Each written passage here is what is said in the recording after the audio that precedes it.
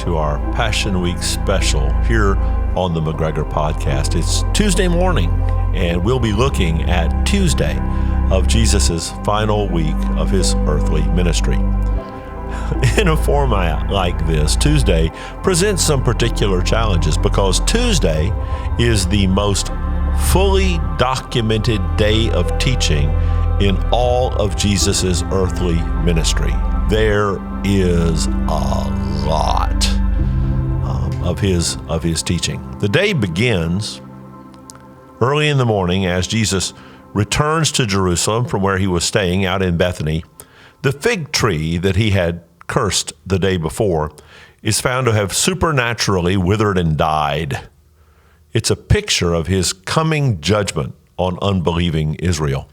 Remember that the nation of Israel, or the city of Jerusalem and the Jewish population of that part of the world, they're already a part of the Roman Empire, but there's still a robust sort of Jewish nation and Jewish culture existing in that region. But only for about 3 more decades, most of 4 more decades, because in AD 70, all of that is going to be wiped off the map by an angry Roman Empire against which Israel's going to rebel. And the culture of the nation of Israel in that land is going to cease to be until the middle of the 20th century. So these curses that Jesus levies are serious and prophetic. And that's the story, if you will, of the cursed fig tree. He then continues. That story, by the way, is wrapped up in Mark chapter 11 and Matthew 21. He then returns to the temple. The significance of his day in the temple here is that it is his last extended public teaching. And if you want to study it, it starts in Mark 11:27, Matthew 21:23, or Luke 20, verse 1. And there's so much in this day. He deals with questions of his authority and his right to teach. He deals with the question of the rightness of paying taxes to Caesar. He deals with marital relations in the resurrection and a series of other trick questions that are designed to trip him up. And as the scribes, the Pharisees, the lawyers all take turns trying to trap him in trick questions. By the way, here's a pro tip for you. Don't argue or attempt to trick omniscience. It's a loser's game. And he frustrates them, and he frustrates them, and he frustrates them. And finally, late in the day, he pronounces a series of woes on the Pharisees, the leaders of the people. It's one of his most searing discourses. It occurs in Matthew chapter 23, verses 13 through 36. Let me read that. Again, we're in the temple, and now they have been trying to trap him and trick him all day, trying to turn the crowd against him. And he turns on them and says, "Woe to you, scribes and Pharisees, hypocrites, for you shut down the kingdom of heaven in people's faces. For you neither enter yourselves nor allow those who would enter to go in. Woe to you, scribes and Pharisees, hypocrites, for you travel across sea and land to make a single proselyte.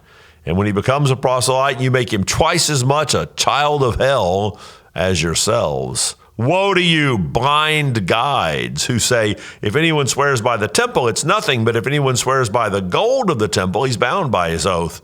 You blind fools, for which is greater, the gold or the temple that has made the gold sacred? And you say, if anyone swears by the altar, it is nothing, but if anyone swears by the gift that is on the altar, he's bound by his oath. You blind men, for which is greater, the gift or the altar that makes the gift sacred? So whoever swears by the altar swears by it and by everything on it. And whoever swears by the temple swears by it and by him who dwells in it. And whoever swears by heaven swears by the throne of God and by him who sits upon it. Woe to you, scribes and Pharisees, hypocrites!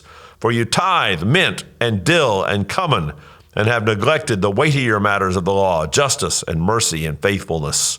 These you ought to have done without neglecting the others. You blind guides, straining out a gnat and swallowing a camel. Woe to you, scribes and Pharisees, hypocrites! For you clean the outside of the cup and the plate, but inside they are full of greed and self-indulgence. You blind Pharisee! First clean the inside of the cup and the plate, that the outside also may be clean. Woe to you, scribes and Pharisees, hypocrites! For you are like whitewashed tombs, which outwardly appear beautiful, but within are full of dead people's bones and all uncleanness. So you also outwardly appear righteous to others, but within you're full of hypocrisy and lawlessness. Woe to you, scribes and Pharisees, hypocrites! For you build the tombs of the prophets and decorate the monuments of the righteous, saying, if we had lived in the days of our fathers, we would not have taken part with them in shedding the blood of the prophets.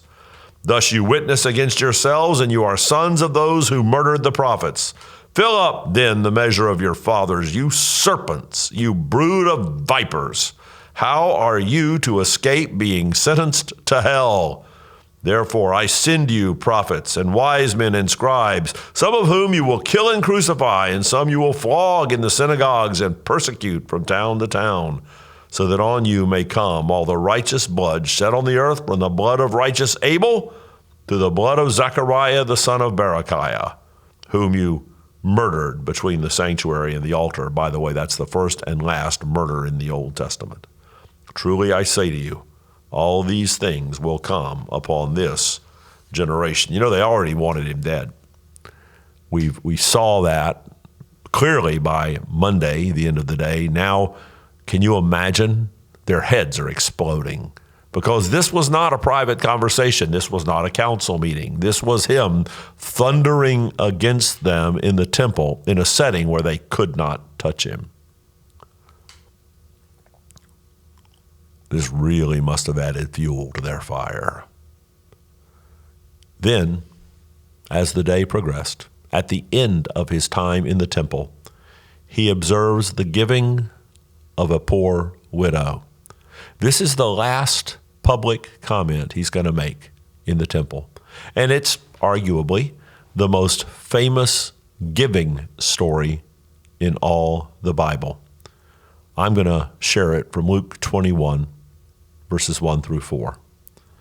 Jesus looked up and saw the rich putting their gifts into the offering box, but he saw a poor widow put in 2 small copper coins, and he said, truly I tell you, this poor widow has put in more than all of them, for they all contributed out of their abundance, but she, out of her poverty, put in all she had to live on. So here's a thought. I don't know that anyone who's listening to this podcast would be the object of Jesus's woes, but remember, those woes were on hypocrisy. The big deal of the Pharisees is they were pretending to be something they were not.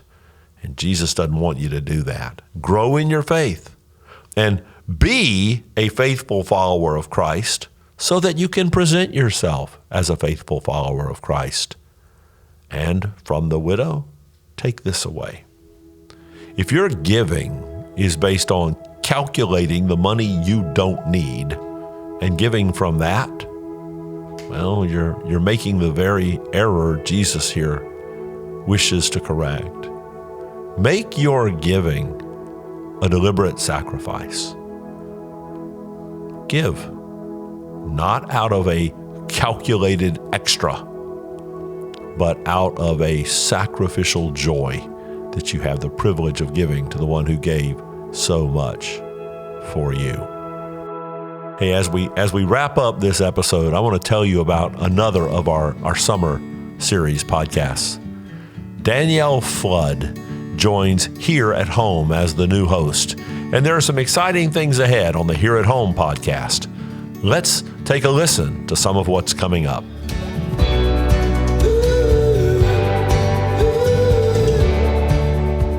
welcome to the Here at Home podcast. I'm your host, Danielle Flood. There are a lot of things happening around McGregor, but have you ever stopped to think about who's doing what around here? More importantly, what kind of impact is it making for God's kingdom? Well, this is your podcast to learn about the people here at McGregor, to hear their stories, learn about their ministries, and their love for Jesus. We invite you to sit in and get to know more about our church family here at home.